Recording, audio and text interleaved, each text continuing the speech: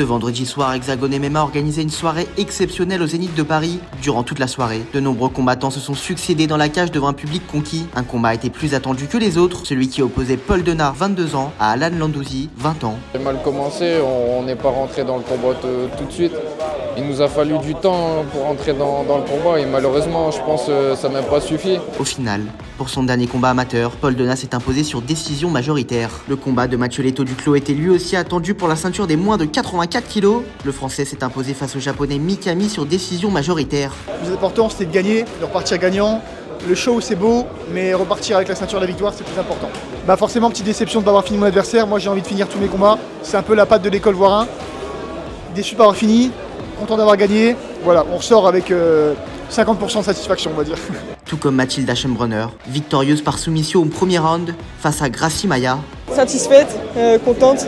Après, évidemment, on a toujours envie de mieux faire. J'aurais voulu une domination totale de A à Z. Mais après, j'aime bien aussi ce côté de pas de combat facile. Les montagnes russes, je me suis fait toucher au premier round, début du premier round, assez vite. Mais voilà, j'ai réussi à renverser la tendance. Cette soirée exceptionnelle aura marqué les mémoires des fans. Prochain rendez-vous le 1er février au Zénith de Nantes.